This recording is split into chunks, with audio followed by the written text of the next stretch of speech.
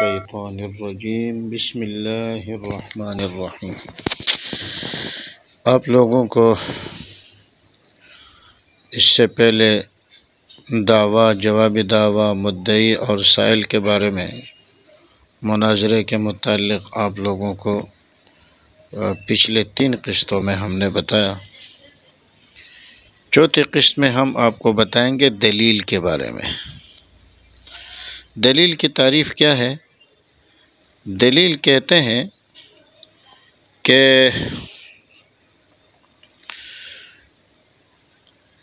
الدلیل ہوا ما یلزم من العلم به العلم بشیء آخر۔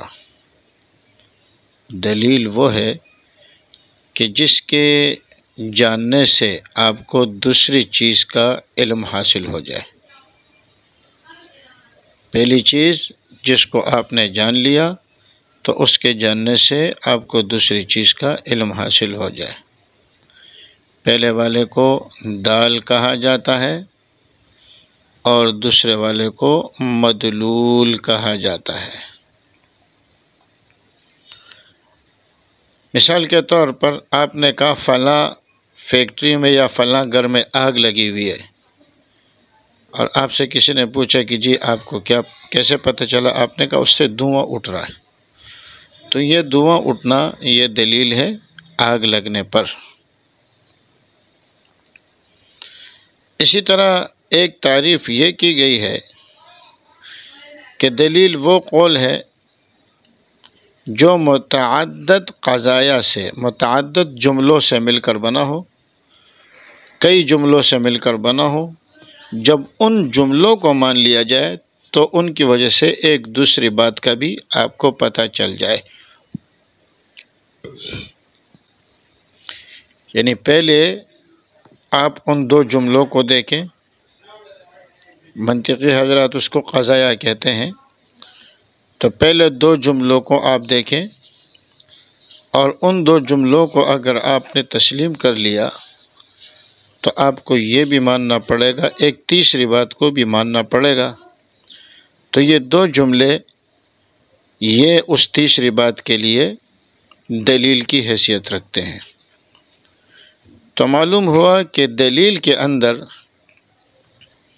2 جملے ہوتے ہیں، اور ان 2 جملوں کو تسلیم کرنے کے بعد پھر آپ کو ایک تیسری بات بھی ماننی پڑے۔ تو بہرحال جو آپ کی دلیل میں 2 جملے ہیں، ایک کو صغرا کہا جاتا ہے، دوسرے کو کبرا کہا جاتا ہے۔ آپ نے دلیل کے صغرا اور کبرا میں غور کرنا ہے، یعنی پہلے اور دوسرے دونوں جملے میں غور کرنا ہے۔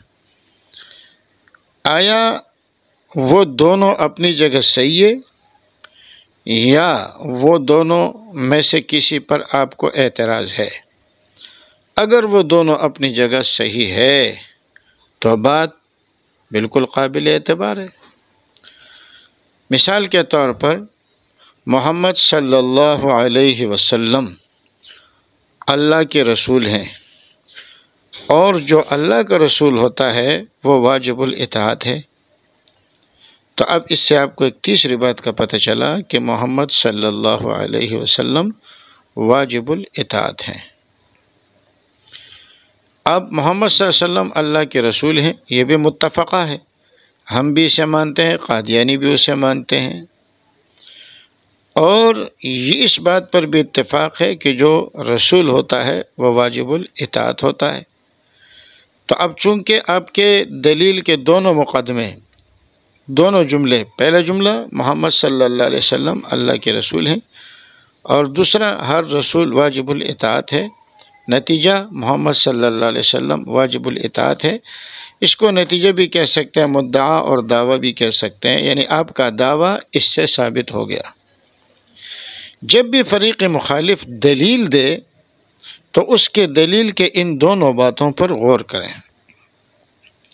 مثال کے طور پر ہم یوں کہہ دیتے ہیں کہ مرزا قادیانی نامحرم عورتوں سے ٹانگیں دبواتا تھا، مرزا قادیانی کے سامنے برہنہ عورتیں نہایا کرتی تھی، مرزا قادیانی کے رات بھر خواتین ان کو پنکھا جھولتی تھی. یہ کافی ساری چیزیں ہیں. اور ہر وہ شخص جو نامحرم عورتوں سے ٹانگیں دبوائے وہ فاسق و فاجر ہے. تو معلوم ہوا کہ مرزا قادیانی فاسق و فاجر ہے. یا ہر وہ شخص جو نامحرم عورتوں سے ٹانگیں دبوائے وہ نبی نہیں ہو سکتا. تو نتیجہ کیا نکلا؟ مرزا قادیانی نبی نہیں ہو سکتا. اب یہ کہ دونوں مقدمات مسلم ہے. یہی وجہ ہے کہ قادیانی حضرات کبھی بھی مرزا قادیانی کے کردار پر بات نہیں کرتے، نہ مرزا قادیانی کی کتابوں پر بات کرتے ہیں. تو اگر دلیل کے دونوں جملے یا دونوں مقدمے وہ درست ہے اور قابل قبول ہے تو نتیجہ نکالنا درست ہو جائے گا. نبی علیہ السلام واجب الاطاعت ہے اس لیے کہ اللہ کے رسول ہے، اور ہر رسول واجب الاطاعت ہے تو نبی علیہ السلام واجب الاطاعت ہوئے. مرزا قادیانی نامحرم عورتوں سے ٹانگیں دبواتا تھا، یا مرزا قادیانی انتہائی جھوٹا آدمی تھا، اور جو جھوٹا ہو وہ نبی نہیں بن سکتا. تو نتیجہ نکلا مرزا قادیانی نبی نہیں بن سکتا. تو مقصد یہ ہے کہ جب فریق مخالف اپنی دلیل پیش کرے تو اس کے دلیل میں ان دونوں باتوں کو ہم نے دیکھنا ہے، اور ہم نے دیکھنا ہے کہ اس کی جو دلیل ہے اس کے دونوں مقدمے یعنی دونوں جملے آیا یہ دونوں قابل قبول ہے یا کسی پر ہمیں اعتراض ہے. اگر وہ دونوں قابل قبول ہوتے تو ہمیں ماننا پڑے گا، لیکن اگر ہمیں ان میں سے کسی پر اعتراض ہو تو پھر ہم اسے نہیں مان سکتے. مثال کے طور پر قادیانی حضرات یہ کہتے ہیں کہ عیسیٰ علیہ السلام نبی علیہ السلام سے پہلے ہے، اور اللہ تعالیٰ فرماتے ہیں قد خلت من قبلہ الرسل وما محمد الا رسول قد خلت من قبلہ الرسل. آپ سے پہلے سارے رسول وفات پا چکے ہیں، اور عیسیٰ علیہ السلام بھی آپ سے پہلے ہے. تو نتیجہ کیا نکلا؟ عیسیٰ علیہ السلام بھی وفات پا چکے ہیں. اب دیکھیں عیسیٰ علیہ السلام نبی علیہ السلام سے پہلے ہے، اور نبی علیہ السلام سے پہلے جتنے انبیاء تھے وہ سب وفات پا چکے ہیں. نتیجہ کیا نکلا؟ کہ عیسیٰ علیہ السلام وفات پا چکے ہیں. یہ ایک الگ موضوع ہے. الرسل پر الف لام کون سا ہے؟ آیا استغراق کے لئے یا جنس کا ہے؟ اس پر انشاءاللہ اس کے موقع پہ بات کی جائے گی. اب انہوں نے دو باتیں کی. ایک یہ کہ عیسیٰ علیہ السلام نبی علیہ السلام سے پہلے ہے، اس میں تو کسی کو شک نہیں ہے. لیکن جو دوسرا مقدمہ اس نے پیش کیا کہ نبی علیہ السلام سے پہلے جتنے انبیاء تھے وہ سارے کے سارے وفات پا چکے ہیں، تو اس مقدمے کو ہم نہیں مانتے. یہ دوسرا آپ کی جو کبرا ہے یہ ہمیں تسلیم نہیں ہے. پہلے والے مقدمے کو، پہلے والے جملے کو صغرا کہا جاتا ہے، دوسرے کو کبرا کہا جاتا ہے. عیسیٰ علیہ السلام آپ علیہ السلام سے پہلے ہے، یہ تو قابل قبول ہے، لیکن آپ سے پہلے جتنے انبیاء گزرے ہیں وہ سارے وفات پا چکے ہیں، یہ ہمیں قابل قبول نہیں ہے. تو گویا ہمیں آپ کے کبرا پر اشکال ہے، دوسرے مقدمے پر ہمیں اشکال ہے. اب اس پر ہم نے آگے جا کے ان سے بات کرنی ہے. اور پھر وہ ایک علمی سلسلہ ہے کہ قد خلت سے کیا مراد ہے، لیکن سر دست ہم ان سے یہ کہیں گے کہ آپ نے یہ کہا کہ نبی علیہ السلام سے پہلے جتنے انبیاء ہیں وہ سارے وفات پا چکے ہیں، حالانکہ مرزا قادیانی خود کہتا ہے ان اللہ قد فرض علینا، اللہ نے ہم پر یہ بات لازم کر لی ہے، ان موسیٰ لم یزل حیا، ان موسیٰ لم یمت ولم یزل حیا وما کان من المیتین. موسیٰ علیہ السلام وہ زندہ ہے اور ان کی وفات نہیں ہوئی. لم یمت، لم یزل حیا، ما کان من المیتین، تین جملے استعمال کیے. لم یمت ان کی وفات نہیں ہوئی، لم یزل حیا وہ مسلسل زندہ ہے، وما کان من المیتین اور وہ میتین میں سے نہیں ہے. تو معلوم ہوا کہ موسیٰ علیہ السلام یہ نبی علیہ السلام سے پہلے ہے، مگر مرزا قادیانی کہتا ہے وہ زندہ ہے۔ تو جب موسیٰ علیہ السلام زندہ ہو گئے اور آپ نے کیا کہا تھا، آپ علیہ السلام سے پہلے جتنے انبیاء تھے سارے وفات پا گئے، تو ان ساروں میں عیسیٰ علیہ السلام آ گئے۔ تو اب سوال یہ آتا ہے کہ سارے وفات پا گئے، یہ تو موجب کلیہ ہے، اور سلب جزئی سے یہ یعنی ایک بات بھی ایسی ہو جائے کہ جو اس کے برخلاف ہو تو آپ کا ایجاب کلی باطل ہو جاتا ہے۔ تو اب موسیٰ علیہ السلام کو جب آپ نے نکال دیا تو سارے انبیاء وفات پا چکے، یہ قاعدہ خود ہی آپ کا ٹوٹ گیا۔ تو معلوم ہوا کہ ہمیں آپ کی کبریٰ وہ تسلیم نہیں ہے، صغریٰ تو ہمیں تسلیم ہے، کبریٰ ہمیں تسلیم نہیں ہے۔ یا یہ ہے کہ آپ کہیں کہ جی آپ کی صغریٰ ہمیں تسلیم نہیں ہے، آپ کی صغریٰ ہمیں تسلیم نہیں ہے۔ مثال کے طور پر وہ کہتے ہیں کہ مرزا قادیانی نبی ہے اور ہر نبی واجب الاطاعت ہے، تو نتیجہ کیا نکلا، مرزا قادیانی واجب الاطاعت ہے۔ اس کے دلیل کے دو جز ہیں۔ پہلا جز مرزا قادیانی نعوذ باللہ نبی ہے، جس کو کہتے ہیں صغریٰ، اور دوسرا جز ہر نبی واجب الاطاعت ہے۔ ہر نبی واجب الاطاعت ہے، یہ تو ہمیں تسلیم ہے، لیکن مرزا قادیانی نبی ہے یہ ہمیں تسلیم نہیں ہے، اور پھر اس پہ ہم آگے جا کے ان سے گفتگو کریں گے۔ تو دلیل کے دو مقدمے ہوتے ہیں، پہلے کو صغریٰ کہا جاتا ہے، دوسرے کو کبریٰ کہا جاتا ہے۔ اور عام لوگوں کے آسانی کے لیے ہم کہتے ہیں دلیل میں دو جملے ہوتے ہیں، پہلے جملے اور دوسرا جملہ۔ تو پہلے جملے کو صغریٰ کہتے ہیں، دوسرے کو ہم کبریٰ کہتے ہیں۔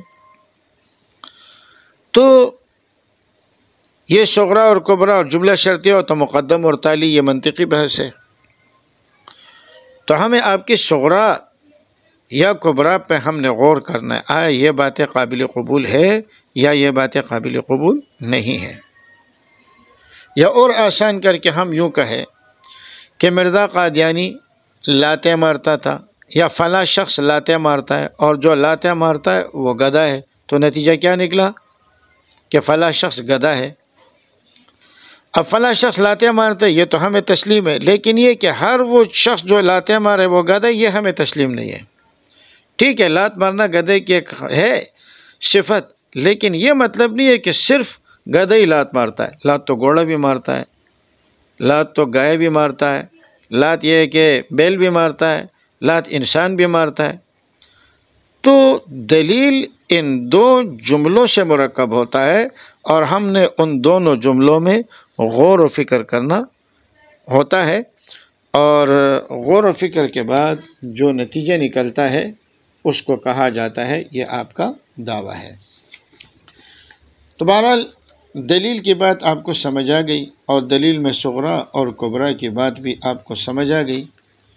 اب دلیل پر اگر اعتراض ہے آپ کو یا آپ کے فریق مخالف کو، تو آپ اس کو نقض کہتے ہیں۔ مثلا آپ نے کہہ دیا، انہی مثالوں کو آپ لے لیں کہ مرزا قادیانی اللہ کا نبی ہے اور ہر نبی واجب الاطاعت ہے، نتیجہ مرزا قادیانی واجب الاطاعت ہے۔ آپ نے کہا کہ میں آپ کے اس دلیل کے صغریٰ کو تسلیم نہیں کرتا، تو یہ نقض تفصیلی ہے، اور پھر اس کی وجہ بھی آپ بیان کریں گے کہ مرزا قادیانی نبی کیوں نہیں ہے، اس کے دلائل آپ دیں گے۔ یا اس نے کہا کہ عیسیٰ علیہ السلام آپ علیہ السلام سے پہلے ہے، اور جتنے بھی انبیاء آپ سے پہلے ہیں وہ سارے وفات پا چکے ہیں، تو آپ نے کہا جی میں آپ کے دلیل کے دوسرے جملے کو یعنی کبریٰ کو تسلیم نہیں کرتا، دلیل میں اس صغریٰ اور کبریٰ پہلے اور دوسرے جملے کو آپ نے دیکھنا ہے، اگرچہ وہ اس انداز سے پیش نہ کرے لیکن نتیجہ اس کا یہی نکلتا ہے۔ اس کو کہتے ہیں کہ اچھا پھر آپ اس کی وجہ بیان کریں گے کہ میں آپ کے صغریٰ کو کیوں تسلیم نہیں کرتا، یا میں آپ کے کبریٰ کو کیوں تسلیم نہیں کرتا۔ اور ایک ہے نقض اجمالی۔ نقض اجمالی اسے کہتے ہیں کہ آپ بس یہ کہیں میں آپ کی بات کو نہیں مانتا۔ بھائی کیوں نہیں مانتے، کوئی وجہ بتاؤ، وجہ نہیں کہتا نہیں جی میں آپ کی بات کو نہیں مانتا، تو نقض اجمالی یا مباحثے اور مناظرے میں اس کی کوئی حیثیت نہیں ہے، ورنہ پھر تو مناظرے کا میدان ہی ختم ہو جائے گا، اگلا بندہ جو بھی بات کرے آپ کا ہی میں نہیں مانتا۔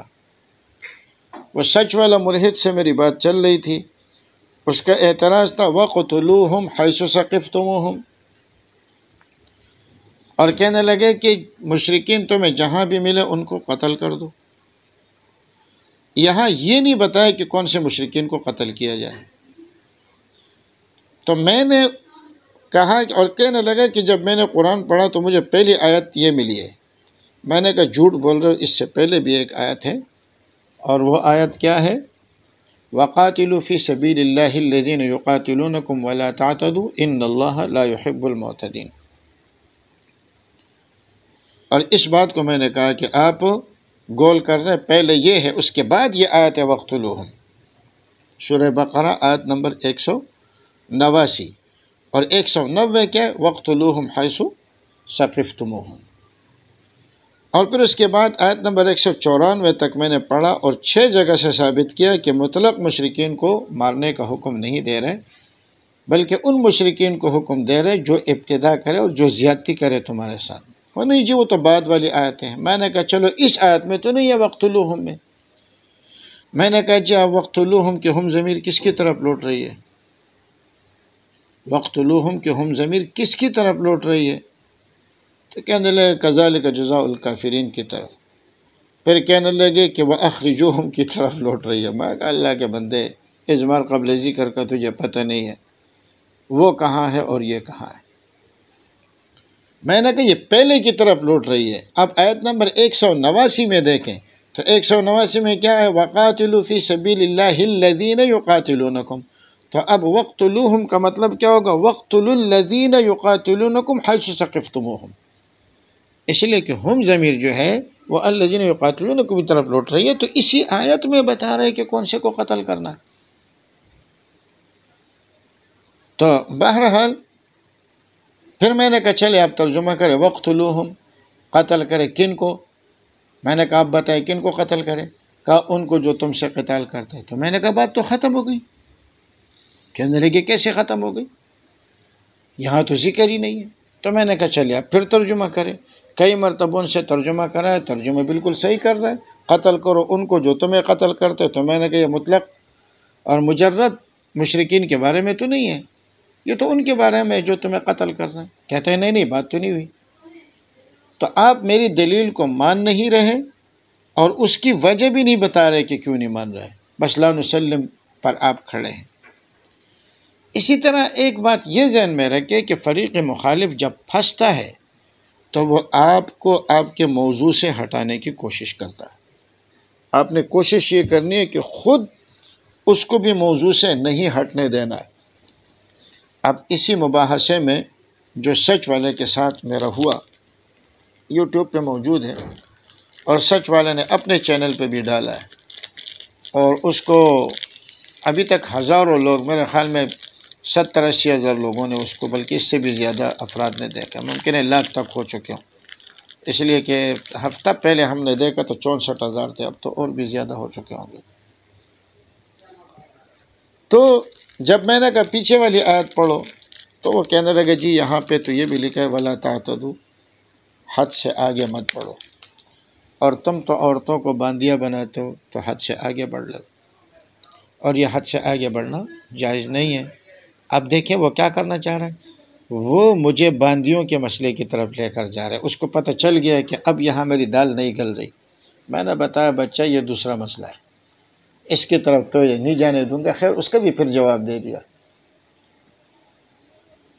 پھر انہوں نے ادھر سورہ توبہ سے آیت شروع کری فَإِذَا انْسَلَخَ الْأَشْهُرُ الْحُرُمُ فَاقْتُلُوا الْمُشْرِكِينَ حَيْثُ وَجَدتُّمُوهُمْ۔ تو میں نے کہا اللہ کے بندے سورہ بقرہ میں چل، پھر آگے جائیں گے۔ لیکن خیر وہ وہاں جا رہا تھا، یہاں بھی تفصیل نہیں ہے۔ میں نے کہا یہاں بھی موجود ہے، اس آیت سے پہلی والی آیت پڑھے إِلَّا الَّذِينَ عَاهَدتُّم مِّنَ الْمُشْرِكِينَ ثُمَّ لَمْ يَنْقُصُوكُمْ شَيْئًا وَلَمْ يُظَاهِرُوا عَلَيْكُمْ أَحَدًا فَأَتِمُّوا إِلَيْهِمْ عَهْدَهُمْ إِلَىٰ مُدَّتِهِمْ إِنَّ اللَّهَ يُحِبُّ الْمُتَّقِينَ۔